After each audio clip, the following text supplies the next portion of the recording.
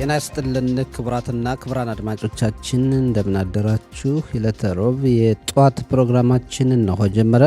ከሁሉ አስቀድመን መልካም ቀን እንዲሆንላችሁ እንዲሆንልን እንመኛለን።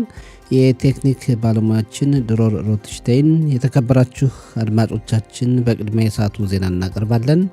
እዛም የጋዜጦች አምድ ወቅታዊ ዘገባና ቃለ ምልልሶች እናቀርባለን። ቆይታችሁ እስከ ፕሮግራማችን መጨረሻ ከኛ ጋር እንዲሆን አስቀድመን እንጋብዛለን። አሁን የሰዓቱን ዜና በቅድሚያ ማርስተ ዜና። ጠቅላይ ሚኒስትር ቤንያሚን ኔታንያሁ አዲሱን የሞሳድ ድርጅት ኃላፊን በቅርብ ቀናት ውስጥ ያስታውቃሉ ተብሎ ይጠበቃል።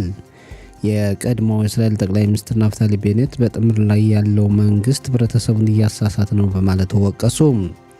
እስራኤል በሂዝቦላ ድርጅት መጠናከር ምክንያት ከሊባኖስ ጋር እንደገና ግጭት ውስጥ ትገባለች የሚለው ስጋት እየጨመረ ሄደ ተባለ። የሚሉት የሰዓቱ ዋና ዋና ዜናዎች ናቸው። ዝርዝሩ እነሆ። ጠቅላይ ሚኒስትር ቤንያሚን ኔታንያሁ አዲሱን የሞሳድ ድርጅት ኃላፊ በቅርብ ቀናት ውስጥ ያስታውቃሉ ተብሎ ይጠበቃል። ቃል አቀባያችን ጊዲ ኮሄን ካደረሰችን ዘገባ መረዳት እንደቻልነው የሞሳድ ድርጅትን በቀጣይ እንዲመሩ ከታጩት ተወዳዳሪዎች መካከል የኔታንያሁ ወታደራዊ ክፍል ጸሐፊ ሜጀር ጄኔራል ፉማን እና አሌፍ በሚል የሚጠሩት በሞሳድ ድርጅት የአንድ ክፍል ኃላፊ ናቸው። ባለፉት ዓመታት የሞሳድ ድርጅት ኃላፊ በመሆን የመሩት ዴቪድ ባርኒያ ከ7 ወራት በኋላ ኃላፊነታቸውን ይጨርሳሉ። ዴቪድ ባርኒያ ከቀሪ ጊዜያቸው ጋር ሞሳድን ለ5 ዓመት ያክል ያገለግላሉ ማለት ነው። የሞሳድ ድርጅት በዓለም አቀፍ ደረጃ የስለላ ስራን የሚሰራና ለእስራኤል ሕልውና መጠበቅ አይነተኛ ሚና የሚጫወት ድርጅቱ መሆኑ ይታወቃል። ጠቅላይ ሚኒስትር ቤንያሚን ኔታንያሁ በዘመቻ ሕጉ ዙሪያ ትናንት ምሽት ጋዜጣዊ መግለጫ ሊሰጡ የነበረውን እቅድ መሰረዛቸው ተገለጸ። ኔታንያሁ ጋዜጣዊ መግለጫውን የሰረዙት በጊዜ እጥረት ምክንያት እንደሆነ ታውቋል። የተቀናቃኝ ፓርቲዎች ሊቀመንበር ያኢር ላፒድ ኔታንያሁ ጋዜጣዊ መግለጫውን የሰረዙት ዘመቻ ሕጉን መከላከል የሚያስችል ሁኔታ ስለሌላቸው ነው በማለት ወቅሰዋል። የቀድሞ እስራኤል ጠቅላይ ሚኒስትር ናፍታሊ ቤኔት በጥምር ላይ ያለው መንግስት ህብረተሰቡን እያሳሳተ ነው በማለት ወቀሱ። ናፍታሊ ቤኔት ትላንት ምሽት በሰጡት ጋዜጣዊ መግለጫ የጥምር መንግስት ያረቀቀው ህግ የዘመቻ ህግ አይደለም፣ የህጉ ዋና ዓላማ ወጣት ሀረዲሞችን በመከላከያ ሰራዊቱ እንዲያገለግሉ ለማድረግ ሳይሆን በተቃራኒው ለመስራት ነው። በቢሊዮን የሚቆጠር ገንዘብ ይሰጣቸዋል። ህጉ በብዙ ረቂቆችና ድንጋጌዎች የተሞላ ነው። ዓላማውም ህብረተሰቡን ማሳሳትና ሀረዲሞችን እንዳይዘምቱ የሚያደርግ ነው። 2 ዓላማዎች ይኖራሉ። አንደኛው የሀረዲም ወጣቶችን በመከላከያ ሰራዊቱ እንዲያገለግሉ ማድረግ፣ ሌላው ደግሞ የተጠባባቂ ወታደሮችን ወደፊት ዕጣ ፈንታ ማበላሸት ነው ብሏል የቀድሞው ጠቅላይ ሚኒስትርና መከላከያ ሚኒስትር ናፍታሊ ቤኔት። ለመከላከያ ሚኒስቴር የሚውሉ ተጨማሪ በጀት ለማግኘት የተለያዩ የመንግስት መስሪያ ቤቶች የበጀት ቅናሽ እንዲያደርጉ እየተጠየቁ ቢሆንም በጥምር መንግስቱ ምስረታ ጊዜ የተደረሰበት የገንዘብ ስምምነት ቅናሽ አይደረግበትም ተባለ። በጥምር መንግስቱ ምስረታ ወቅት የተደረሰበት የ5 ቢሊዮን ሸቄል በጀት እንደ ባለፈው ዓመት የሚቀጥል ሲሆን 1.5 ቢሊዮን ሸቄል ለሽባ ትምህርት ቤቶች ይውላል። በ100 ሚሊዮን የሚቆጠር ገንዘብ ደግሞ ኦፌክ ሀዳሽ ለተሰኘው የሀረዲም ትምህርት ክፍል ይውላል። ሌላው በ100 ሚሊዮን የሚቆጠረው ደግሞ ለብሔራዊ እቅዶች ማስፈጸሚያ ለሚኒስትር ስትሩክ ቢሮ ይውላል ተብሏል። መከላከያ ብዙ በጀት ስለሚያስፈልገው ከተለያዩ የመንግስት መስሪያ ቤቶች ተቀንሶ ለመከላከያ በጀት ሊመደብ ቢሆንም በጥምሩ መንግስት ምስረታ ወቅት የተደረሰበት የገንዘብ ስምምነት ግን እንደማይቀነስ ነው የተገለጸው። የመንግስት ሕግ አማካሪዋ ጋሊ ባህራ ሚያራ የብሔራዊ ደህንነት ጥበቃ ሚኒስትር ቤን ግቪር በፖሊስ ስራ ጣልቃ ገብነት እንዲያስቆሙ ጠቅላይ ሚኒስትር ኔታንያሁን ጠየቁ። የመንግስት ሕግ አማካሪዋ ለጠቅላይ ሚኒስትሩ በጻፉት ደብዳቤ ሚኒስትር ቤን ግቪር በየጊዜው ሕግና ውሳኔን ይተላለፋሉ፣ በፖሊስ ስራም ጣልቃ እንዳይገቡ ግዴታ አለባቸው፣ ማዘዣ ለማውጣትም መሰረት አለ፣ በስልጣናቸው ዙሪያ አቤቱታ አለ ብለዋል የመንግስት ሕግ አማካሪዋ። የብሔራዊ ደህንነት ጥበቃ ሚኒስትር ቤን ግቪር ለመንግስት ሕግ አማካሪዋ በሰጡት ምላሽ ጋሊ ባህራ ሚያራ ሕግ የተላለፉ ናቸው፣ የከፍተኛው ፍርድ ቤት የወሰናቸውን ጉዳዮች አስተጓጉለዋል። የመንግስት ሕግ አማካሪዋ የህዝብ ተመራጮችን፣ የጦር መኮንኖችንና የህዝብ ሰራተኞችን ያለ ምክንያት የክስ ፋይል እንዲመሰረት ያደርጋሉ። በዲሞክራሲያዊ ሀገር የተመረጠውን መንግስት ተቃውመው ይንቀሳቀሳሉ። ሕግ ውድቅ እንዲሆን የተሾሙ ባለስልጣናት ኃላፊነታቸው እንዲሰረዝ ያደርጋሉ። አሁን ደግሞ ከመጨረሻው ደረጃ ደርሰዋል። እስራኤል የወንበዴዎች ሀገር አትሆንም ብለዋል ሚኒስትር ቤን-ግቪር። እስራኤል በሂዝቦላ ድርጅት መጠናከር ምክንያት ከሊባኖስ ጋር እንደገና ግጭት ውስጥ ትገባለች የሚለው ስጋት እየጨመረ ሄደ ተባለ። ቃል አቀባያችን ሱሌይማን ማስዌዴ ካደረሰን ዘገባ መረዳት እንደቻል ነው የሂዝቦላን ድርጅት መጠናከርና የሽብር እንቅስቃሴ በተመለከተ እስራኤል ለአሜሪካው ልዩ መልእክተኛ ሞርጋን ኦርታጉስ አመልክታለች። የሂዝቦላ ድርጅት እንዲህ አይነት እንቅስቃሴም የእስራኤልን ከባድ ምላሽ ሊያመጣ እንደሚችል እስራኤል ለአሜሪካው መልእክተኛ አሳስባለች ተብሏል። አሜሪካ ለእስራኤልና ሊባኖስ ግጭት ውስጥ እንዳይገቡ ሁኔታውን ለማረጋጋት እየጣረች መሆኑ ተጨምሮ ተገልጿል። ይህ በእንዲህ እንዳለ የሂዝቦላ ድርጅት እንደገና ራሱን ማጠናከሩ እጅግ አሳሳቢና ሌላ ግጭት ውስጥ ሊያስገባ የሚችል ነው በማለት እስራኤል ለሊባኖስ መንግስት ጥሪ ስታቀርብ መቆየቷ ይታወሳል። የሊባኖስ መንግስት የሂዝቦላን ድርጅት የጦር መሳሪያ ትጥቁን ለማስፈታት ውሳኔ አስተላልፎ እንቅስቃሴዎችን ቢያደርግም ሂዝቦላ በቀላሉ እጁን የሚሰጥ ድርጅቱ ነው አልተገኘም። በመጨረሻም የአየር ንብረት ትንበያ በዛሬው ዕለት ሙቀቱ በመጠኑ ይጨምራል። እስከ ፊታችን አርብ ድረስ ሙቀቱ ደረጃ በደረጃ እየጨመረ ይሄዳል ብለዋል የአየር ንብረት ትንበያ ባለሙያዎች። የዛሬው የሙቀት መጠን በዲግሪ ሴንቲግሬድ በኢየሩሳሌምና አካባቢዋ 20፣ በቴል አቪቭና አካባቢዋ 24፣ በሃይፋና አካባቢዋ 23፣ በቤርሸባና አካባቢዋ 24፣ በኤላትና አካባቢዋ 25 ዲግሪ ሴንቲግሬድ ይሆናል ብለዋል የአየር ንብረት ትንበያ ባለሙያዎች። የተከበራችሁ አድማጮቻችን የሰዓቱ ዜና ይህን ይመስላል።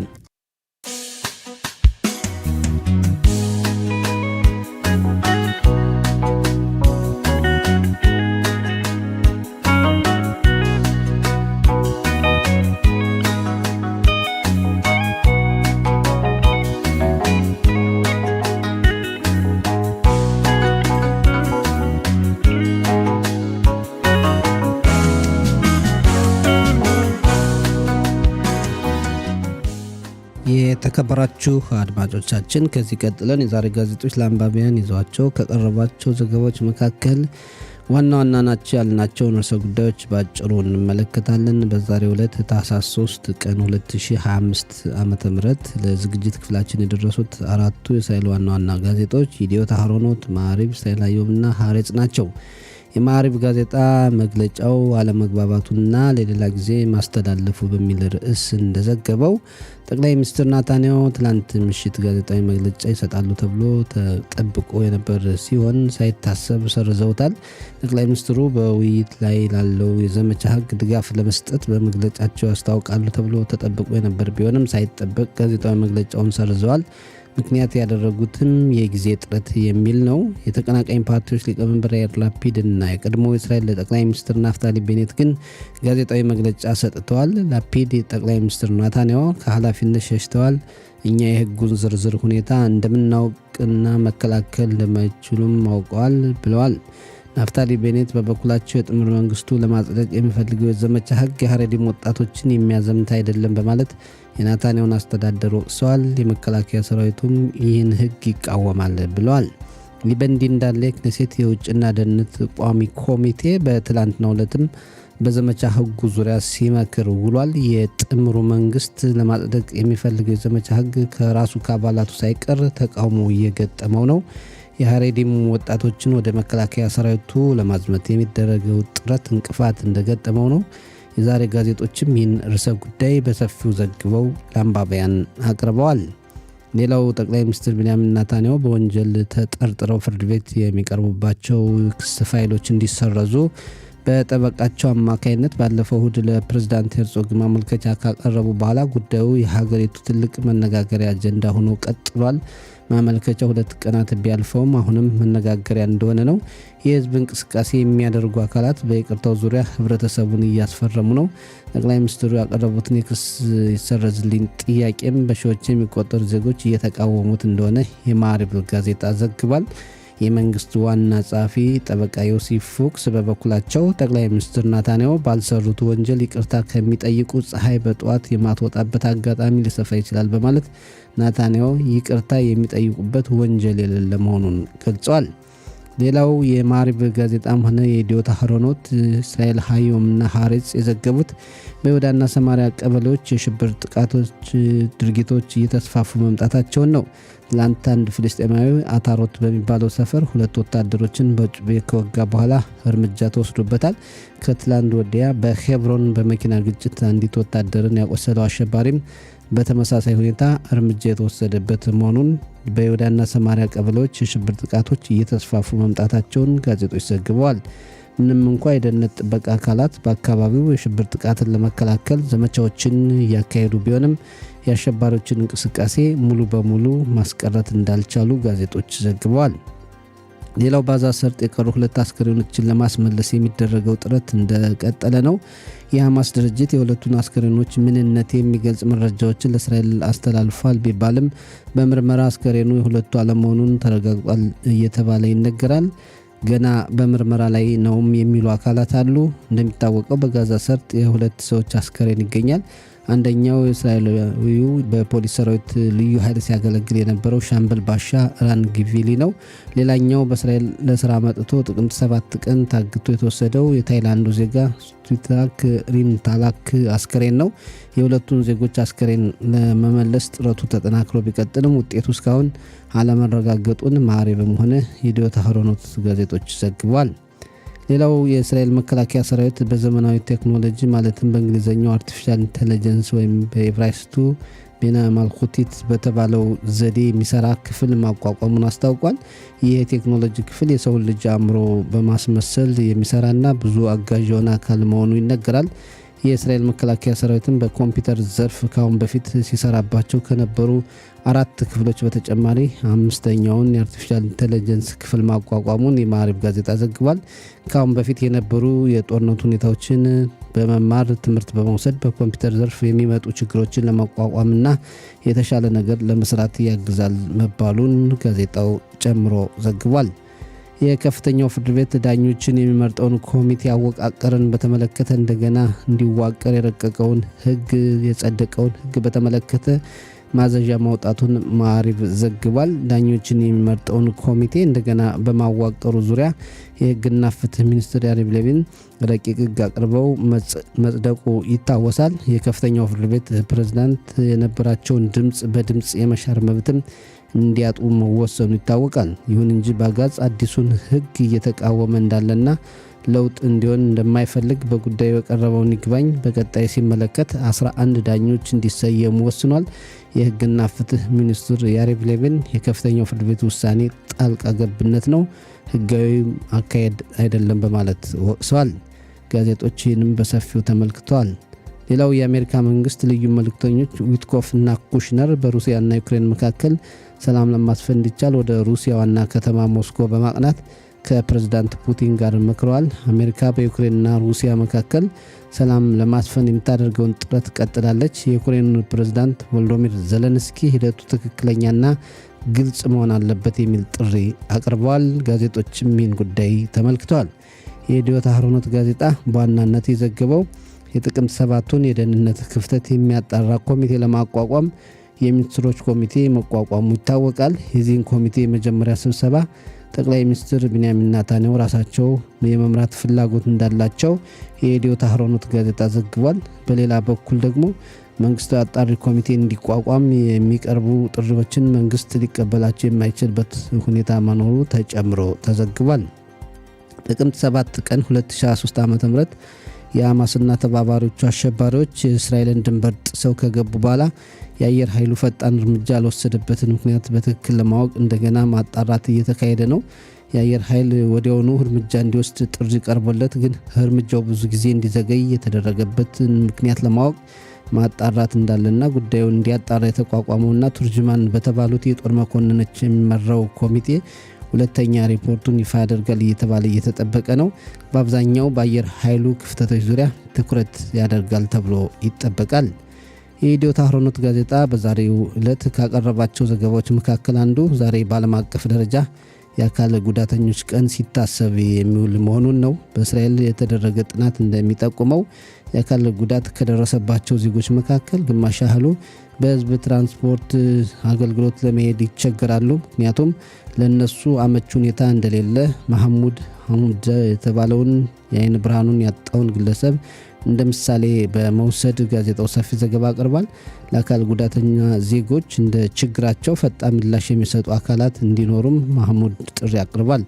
እንደ ኢዲዮት አህሮኖት ጋዜጣ ዘገባ በህዝብ ትራንስፖርት ዘርፍ አመች ሁኔታዎች ባለመኖራቸው 48 ከመቶ የሚሆኑት አካል ጉዳተኞች ከመሳፈር ተቆጥበዋል። 20 ከመቶ የሚሆኑት ደግሞ ሾፌሮች ለማሳፈር ፈቃደኛ ለመሆናቸውን ተናግረዋል ብሏል ጋዜጣው። የኢዲዮት አህሮኖት ጋዜጣ በእስራኤል ያለውን የወንበዴ ቡድኖችን መካከል ያለውን አለመግባባትና በዚህ ምክንያትም መገዳደሉና መበቃቀሉ የማያቋርጥ መሆኑን ጋዜጣው በሰፊው ዘግቦ ለአንባቢያን አቅርቧል። የእስራኤል ሀየውም ጋዜጣም የዘመቻ ህጉንና ያለውን ችግር ባዛ የሚገኙ 2 ዜጎችን አስከሬን ምንነት ለማወቅ የተደረጉ ጥረቶችና ሌሎች ተመሳሳይ ጉዳዮችን ዘግቧል። እስራኤል ሀየውም ጋዜጣ በኒውዮርክ ባካሄደው ጉባኤ የተገኙት የቀድሞ አሜሪካ ፕሬዝዳንት ቢል ክሊንተን ባለቤት ሂላሪ ክሊንተንና ሌሎች አካላት እስራኤል አሁን ባለም ዘንድ ያላት ገጽታ በተመለከተ ተናግረዋል። አንዳንዶች እስራኤል ባላት የህዝብ ግንኙነት ባለም ዘንድ ጥሩ አለመሆኑን መግለጻቸውን ጋዜጣው ዘግቧል። የሐሬጽ ጋዜጣም የእስራኤል መከላከያ ሰራዊት በዮርዳኖስ ሸለቆ ድንበር እየሰራ መሆኑን ይህም ፍልስጤማውያንን የሚያለያይ እንደሆነ ዘግቧል። ጠቅላይ ሚኒስትር ናታንያሁ ትላንት ምሽት ሊሰጡት የነበሩትን ጋዜጣዊ መግለጫ መሰረዛቸውን፣ የኢራን ፓርቲ እኛ የመንግስቱ ውድቀት አዳኝ አንሆንም ማለቱን፣ የአሜሪካው ፕሬዝዳንት ዶናልድ ትራምፕ በሩሲያና ዩክሬን መካከል ሰላም ለማስፈን እየጣሩ ቢሆንም ሁለቱ ሀገራት ጦርነቱን ለመቀጠል እየተዘጋጁ መሆኑን ሐሬጽ ዘግቧል። የተከበራችሁ አድማጮቻችን የጋዜጦች አምድ ዝግጅት ባጭሩ ይህን ይመስላል።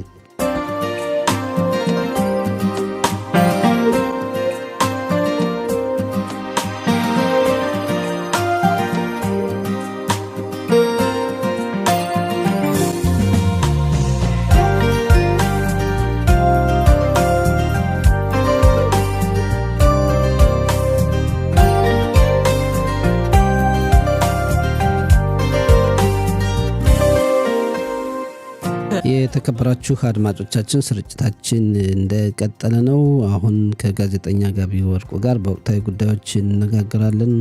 ጋቢ እንዴት አደርክ? ሰላም ጤና ይስጥልኝ። እንደምን አደርክ ሰጠኝ። እንዲሁም አድማጮቻችን እንዴት ናችሁ? እኛ ደህና ነን። በጣም እናመሰግናለን። የዘመቻ ህግ ሁኔታ በጣም አነጋጋሪ ሆኗል። ሰሞኑን 2 ቀንም በክኔሴት የውጭና ደህንነት ቋሚ ኮሚቴ ሲመክርበት ነበር። ትላንትም ጠቅላይ ሚኒስትር ናታንያሁ ጋዜጣዊ መግለጫ ይሰጣሉ ተብሎ ሲጠበቅ እንደገና ተሰረዘና እንዴት ነው? አሁን እንግዲህ በእውነት ይሄ ሃይማኖት አክራሪዎችን ወይም ደግሞ ሀሪዲሞችን የሚባሉትን እነሱን በከፊል ትምህርት ወይም የሃይማኖት ትምህርት የሚማሩት እነሱን ወደ ውትድርና ገብተው ማገልገል አለባቸው የሚለው ሁኔታ ያው አገሪቱ ከተመሰረተች አንስቶ እስካሁን ድረስ መነጋገሪያ ሆኖ ያለው ነው። አሁን ከሰሞኑ ደግሞ ረቂቅ ህግ ተዘጋጅቶ ቀርቧል። ያ ደግሞ በክነሴት መጽደቅ መጀመሪያ በቋሚ ኮሚቴው መጽደቅ ያለበትና እዛ በኋላ ደግሞ ወደ ክነሴት ወደ ምልዓተ ጉባኤው በመቅረብ እንዲጸድቅ ነው ከፍተኛውን ጥረት እየተደረገ ያለው። በዚህ ላይ ከፍተኛ የሆነ የፖለቲካዊ ጅምር እየፈጠረ ያለበት ሁኔታ ነው ያለ። በተቀናቃይም በኩል ለምን ሁሉም ሀሪድሞች ወይም ደግሞ ሃይማኖት አክራሪዎች ወደ ውትድርና መግባት አለባቸው የሚል ነው። ይቅርታ በሃይማኖት አክራሪዎች ፓርቲዎች በኩል የአህዱት ቶራ፣ ደጌላ ቶራ እንዲሁም ደግሞ ሻስ በእነሱ በኩል ደግሞ አይ እኛ ኦሪት መማር ወታደሮችን እንደውም ሀገሪቱንም የሚጠብቅ የሚከላከልልን ይህም ነው።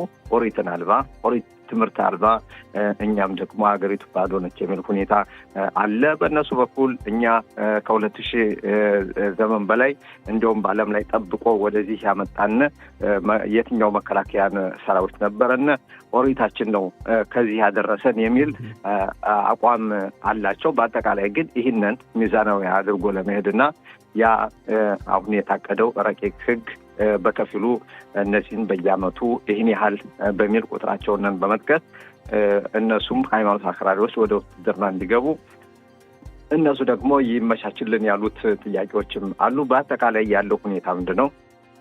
የነሱ ወደ ውትድርና የመግባት ወይም ደግሞ በዚህ በአገሪቱ ውስጥ የመሳተፍ ሁኔታ የፖለቲካ ውጅንብር ነው።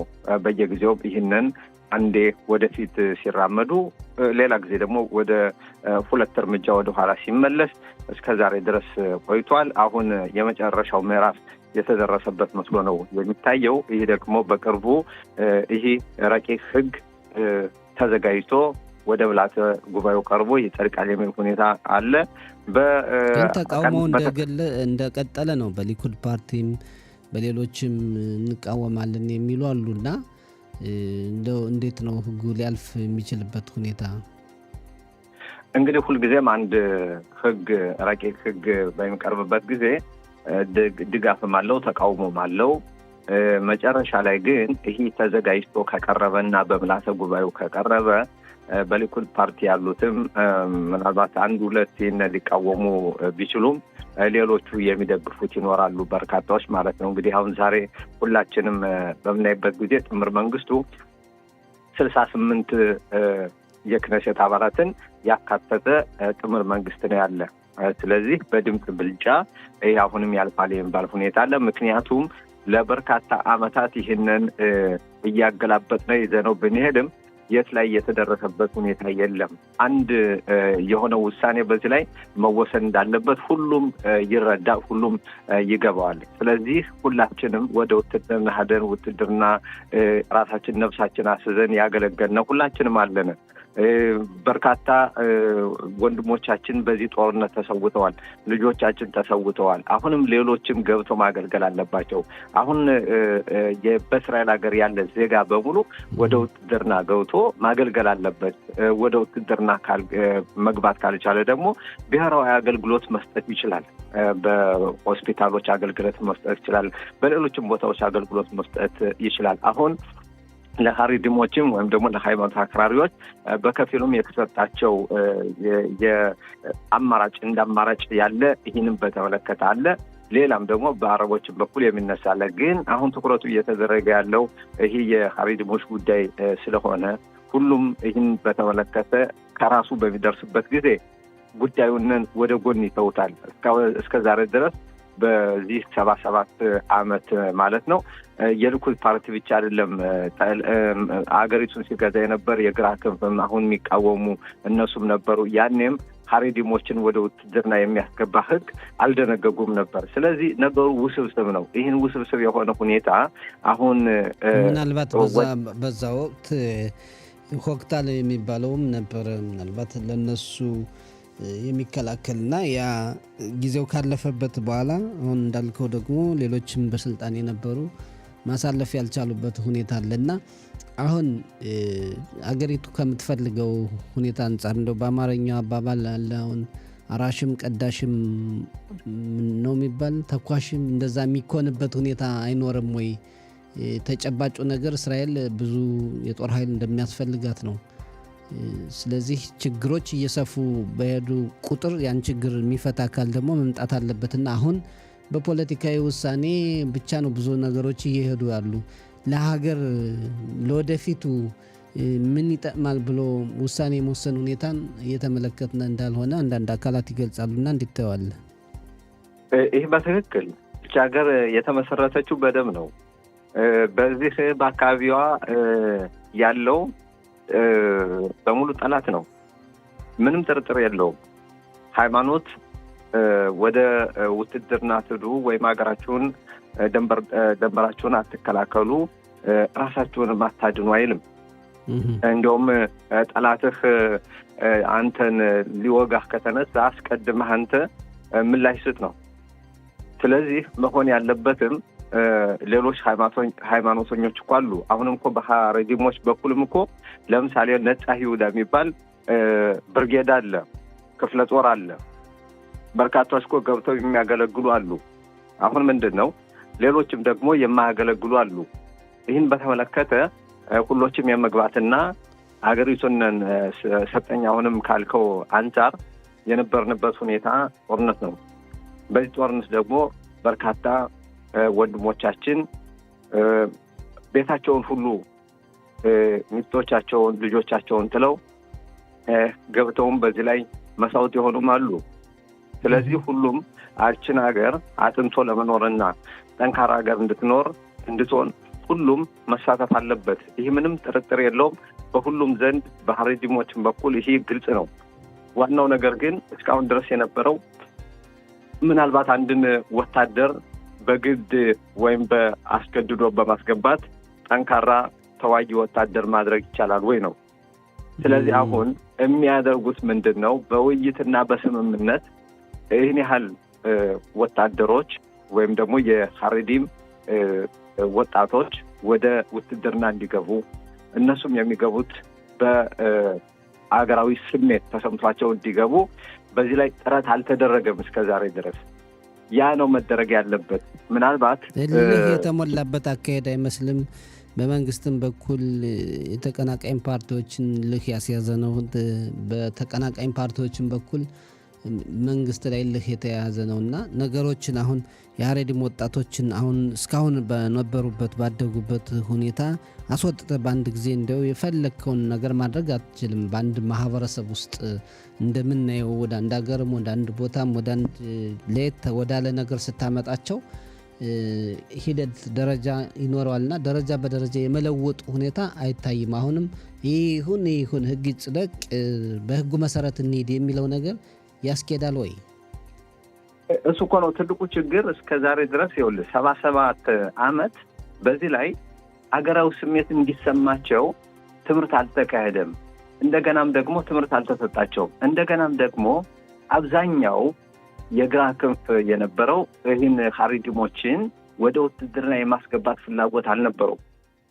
ምክንያቱም የእስራኤል መከላከያ ሰራዊት ሃይማኖት ገለልተኛ ሆኖ ጠንካራ የሆነ መከላከያ ሰራዊት እንዲሆን ከሃይማኖቱ ሁሉ መውጣት አለበት። ሀሬዲሞች ወደዚያ ከገቡ ለነሱ በርካታ ነገሮችን ሃይማኖት ነክ የሆኑ ነገሮች ከምግብ አመጋገብ ጀምሮ እንደገና እስከ ትምህርትና የኦሪት ትምህርትና ጾለት ጀምሮ ያም በሰፊው ስለሚስፋፋ ከዚያ መከላከያ ሰራዊቱን እንደውም ወደ ሃይማኖታዊ ይዘት ይቀይረዋል በሚል እስከ ዛሬ ድረስ ሃይማኖተኞችን ወይም ደግሞ ከፍተኛ አክራሪዎችን ወደ ውትድርና ለማስገባት አልፈለጉም ነበረ። ከዚህ በፊት የነበሩትን በየጊዜው እየተፈራረቁ ሀገሪቱን ሲገዙ የነበሩ ይሄ አልተፈለገም ነበረ። ለዚህም ነው አስቀድሞ ሀገሪቱ እንደተመሰረተች የመጀመሪያው ጠቅላይ ሚኒስትር ከሰራተኛው ፓርቲ የነበሩት ዳቪድ ቤንጉሪዮን ለብቻቸው ህግ ወይም ውሳኔ ወስነው እንደውም እናንተ ትምህርት ነው የኦሪት ትምህርት ተማሩ፣ ወደ ውትድርና የመግባት ግዴታ የለባችሁም ብለው ይህንን ውሳኔ አስተላልፈው ነበር። በዚህ መሰረት በሚሄዱበት ጊዜ ያኔ ቁጥራቸው ትንሽ ነበር። አሁን ግን ቁጥራቸው በእጅጉ እየጨመረ ሲሄድ እንዴት የሚሉ ጥያቄዎች መጡ። አሁንም መሆን ያለበት በልህና እስካሁን ድረስ የነበረው ከፍተኛው ፍርድ ቤት በልህ ይሄዳል። ይህን ያህል መግባት አለባቸው ተሎ ወስኖ ይላል። እነዚያን የመከላከያ ሰራዊቱ ደግሞ እነዚህን በሙሉ ማስገባት አልቻልኩም ይላል። ይሄዳል። እነዚህም ቢተኞች ናቸው የሚባሉ ይወስዷቸዋል፣ ያስሯቸዋል። ከአንድ ወር በኋላ ይለቀቃሉ። ከዚያ በኋላ እምቢተኛ ነው ተብሎ እንዲሁም ለነሱ ፈቃድ ተሰጥቷቸው ከዚያ በኋላ ወደ ውትድርና የማይገቡበት ሁኔታ አለ። ይሄ እስካሁን ድረስ ያመጣው ውጤት ደካማ ነው፣ ትክክል አይደለም። አሁን የሚደረገው ምንድን ነው? በስምምነት ቢያንስ እንኳን አሁን የቀረበው ህግ ያይዝደቅና እነሱም ሀሬዲሞች የሚያምኑበት እነሱም ደግሞ በዚህ ላይ ትምህርት ሰጥተው ወጣቶች ደግሞ ሀገራዊ ስሜት ተሰምቷቸው እኛም ለሀገሪቱ አገልግሎት መስጠት አለብን፣ ደማችንን ማፍሰስ አለብን የሚለው ያንን ተረድተው እንዲገቡ ማድረግ ነው የሚያስፈልገው። አሁንም በጉልበት የተያዘ ነገር በህግ ብቻ ተመስርቶ ይህን አደርጋለሁ ብሎ በሚሄድበት ጊዜ አሁንም አንድ እርምጃ የሚራመድበት አይደለም። እኔ አይተናል። በውትድርና ውስጥ ነበርኩኝ፣ ከብዙ እንትኖችም ነበርኩኝ። ያኔ ወታደሩ የራሱ ስሜት ከሌለው በግድ ቢያስገቡት መሳሪያውን ወርውሮት ሊሄድ ይችላል። ስለዚህ አሁን በጣም ጠንካራ የሆነ የማስረዳትና የማግባባት ስራ መሰራት ነበረበት። እስካሁን ድረስ አልተሰራም። አልተሰራም። እንግዲህ ጠቅላይ ሚኒስትሩ ውስጥ ትላንትና መግለጫ ሊሰጡ የነበረበት ሁኔታ የሰረዙት ለምን ይሆን? እንግዲህ ይህን በተመለከተ ትላንትም ከአንድ የካቢኔ አባል ከሆኑ ከሚኒስትሩ ጋር ምሽት ላይ ተገናኝቼም ነበረ። በዚህ ላይ ጥያቄም ይህንም አንስቼ ነበረ። ሌሎችም ከኔ ጋር የነበሩ ሌሎችም ነበሩ። ጥያቄ ተጠይቆ ነበረ። ነገሩ የደህንነት ጉዳይ አለ፣ ሌሎች ይፋ ያልሆኑ ነገሮች አሉ። በዚያ መጨናነቅ ምክንያት ይህን መግለጫ መስጠት የፈለጉትን ጠቅላይ ሚኒስትሩ ለመሰረዝ ተገደዋል ማለት ነው። ስለዚህ አሁን ሌሎች ነገሮች የሰማሁት እነዚህ እና በተለይ ደህንነትን በተመለከተ ወደ ሰሜን በኩል የሚወስደናል፣ ወደ ኢራን የሚወስደናል፣ ወደ ሰሜኑ እንጀምርና አሁን ሰሜኑ በተለይ እየተነገረ ያለው የሂዝቦላ ድርጅት እየተጠናከረ ራሱን በጦር መሳሪያ እያደራጀ እንደሆነና እስራኤልን በጸጥታ እንደማትመለከት እንዲያውም ሌላ ጦርነት ከፍ ያለ ጦርነት ሊገጥም እንደሚችል እየተነገረ ነው እና ይህን ጉዳይ ደግሞ አሜሪካ ለማስቆም ለማረጋጋት ጥረት እያደረገች ነው ይባላል። ያለው ተጨባጭ ሁኔታ ምን ይመስላል? እንግዲህ በእውነት እስራኤል ከሂዝቦላ ጋር ወይም ሂዝቦላ ራሱ በከፈተው ጦርነት ማለትም ከጥቅምት 8 2023 ዓመተ ምህረት ጀምሮ ማለት ነው ሐማስን አግዛለሁ በሚል ጦርነት ከፍቶ ነበር በእስራኤል ላይ። ያንም እስራኤል ምላሽ ስትሰጥ ከቆየች በኋላ ከዛ በኋላ ግን እስራኤልም ደግሞ ጠንከር ያለ እርምጃ በሂዝቦላ ላይ በሊባኖስ የወሰደችበት ሁኔታ ነው። ከዚያም ሂዝቦላን በርካታ መሪዎችን እንዲያጣና በርካታ የሆኑ የጦር መሳሪያዎችን እነሱንም የማውደም ስራ እስራኤል በተግባር አውድማለች፣ አሳይታለች። አሁን ከዚያ በኋላ ሂዝቦላ ራሱን በጠየቀው ስምምነት ላይ ከእስራኤል ጋር መድረስ እንፈልጋለን፣ ከጦር መሳሪያችንም ደግሞ ጦር መሳሪያችን እንፈታለን ወይም ደግሞ ከዚያ ነፃ ሁነን በሊባኖስ ውስጥ እንንቀሳቀሳለን የሚል ነበር። አሁን ግን ያ ወራቶች እያለፉ ነው። ሂዝቦላ እንኳን የጦር መሳሪያውን ሊፈታ ቀርቶ ሌላ የጦር መሳሪያ እያከማቸ ነው። ሌላ ጠንከር ያሉ መሳሪያዎችንም እየሸመተ ወይም ደግሞ ከኢራንም እየተቀበለ ያለበት ሁኔታ ነው። ይህ ደግሞ የሚያሳየን ሂዝቦላ እንደውም ትጥቁን መፍታት ቀርቶ እየታጠቀ እየተጠናከረ የመጣበት ሁኔታ አሁንም ለማን እንደሆነ ሁሉም እስራኤል በደንብ ይረዳል፣ ይገነዘባል። በዚህ ላይ የእስራኤል የደህንነት አካላት ሁሉን ነገር በእጃቸውም አስገብተው ይሄ ለአሜሪካም ቀርቦላቸዋል። ይህ ነገር ሂዝቦላ እየሄደበት ያለው መንገድ ይሄ አሁንም ፈለግንም አልፈለግንም ጦርነቱን እኛ ጀመርነውም እነሱም ጀመሩት፣ መጀመሩ ግን እንደማይቀር ይሄ እርግጠኛ እየሆነ የመጣበት ሁኔታ ነው ያለ። ስለዚህ በእስራኤል በኩል ምንድን ነው አስቀድመን ይህን ማክሸፍ አለብን። ሂዝቦላ እሱ በመረጠው ቀን እሱ በፈለገው ሰዓት የሚጀምረው ጦርነት ሳይሆን መሆን ያለበት እኛ በፈለግንበት ሰዓት መሆን አለበት። ይህ ደግሞ ከሆነ ከፍተኛ የሆነ ጉዳት በሂዝቦላ ላይ የምናደርስበት፣ በእስራኤል ደግሞ ጉዳት ሳያደርስ ይህን የምንገታበት ሁኔታ መፈጠር አለበት የሚል ሁኔታ አለ። በአሜሪካ በኩል ሲቆዩ ተረጋጉ፣ ይህንም እንደገና በስምምነት ሂዝቦላ ትጥቁን እንዲፈታ እናደርጋለን የሚል አሁንም እንደገና እንደራደር፣ እንቀመጥ፣ እንየው የሚል ሁኔታ አለ። ግን ይሄ እስካሁን ድረስ ታይቷል። እንደምናየው ከሆነ የሊባኖስ መንግስት ወይም የሊባኖስ መከላከያ ሰራዊት አቅም እንደሌለውና ሂዝቦላን ትጥቅ የማስፈታት አቅም እንደሌለው እያሳየ ነው። ኢራንም ደግሞ በበላይ ሆና ሁልጊዜም የጦር መሳሪያ ለሂዝቦላ በመስጠት በጀት በመመደብ ከፍተኛ የሆነ እንቅስቃሴ እያደረገችበት ያለው ሁኔታ ነው። ይህ አሁንም ከምንጩ የማይደርቅ ከሆነ ሂዝቦላ አሁንም ያለበት ሁኔታ በዚህ ላይ እንደዚህ የሚቀጥል ከሆነ ለእስራኤላውያን በሙሉ አደጋ ነው። ይህን ደግሞ ዝም ብለን ማየት አለብን የሚል አቋም በእስራኤል በኩል አለ። ጠቅላይ ሚኒስትሩም ትላንት ይህንም በከፍተኛ ደረጃ ውይይት ያደረጉበት ሁኔታ ነው። አሁን ከሰሞኑ የነበረውን ሁኔታ እንደውም ይጀምራል። ከዚህ ሰሞን እስራኤል እርምጃ መውሰድ ጀምራለች የሚባል ሁኔታ ነበረ። ግን አንዳንድ ጉዳዮችም ስለነበሩ በዚያ ምክንያት ጉዳዩ አልሆነም፣ ወይም ደግሞ እስራኤል ይህንን አልጀመረችም። አሜሪካን በዚህ ላይ ጫና እያደረገች ያለችበት ሁኔታ አለ። ግን ይሄ አይቀሬ እንደሆነ ሁሉም እየተረዳ የመጣ እንደሆነ እየተነገረ ነው። እስኪ እናየዋለን የሚሆነውን። ሌላው በመንግስት ሕግ አማካሪዋና በብሔራዊ ደህንነት ጥበቃ ሚኒስትሩ መካከል አለመግባባቱ እንደቀጠለ ነው እና ይህ ጉዳይ መቼ የሆነ መቋጫ የሚኖረው? እንግዲህ በእውነት ይህን በምናነሳበት ጊዜ በመጀመሪያ የመንግስት የሕግ አማካሪ ጋሊ ባህራም ሚያራ ከብሔራዊ ደህንነት ሚኒስተር ኢታማር ቤን-ግቪር ብቻ ሳይሆን ከመንግስቱ ጋር ባለው ከአጠቃላይ ሚኒስተሮችና ጠቅላይ ሚኒስተሩ ጋርም መግባባት ሁኔታ የለም። በዚህም ምክንያት ነው እንግዲህ መንግስት በአንድ ድምፅ የመንግስት የሕግ አማካሪ ከመሆን አልፈው ትዕዛዝ እየሰጡ ነው፣ መመሪያ እየሰጡ ነው። በዚህ እንደዚህ መቀጠል አንችልም በሚል ሁኔታ መግባባትም ፈጽሞ የለም በሚል የመንግስት በአንድ ድምፅ ከስራቸው ለማስወገድ ውሳኔ አስተላልፏል። ይህም ውሳኔ የተላለፈውን ውሳኔ ደግሞ ወደ ከፍተኛው ፍርድ ቤት ይግባኝ ቀርቦ ከፍተኛው ፍርድ ቤት እስካሁን ድረስ ይህን በተመለከተ ማገጃ አውጥቷል።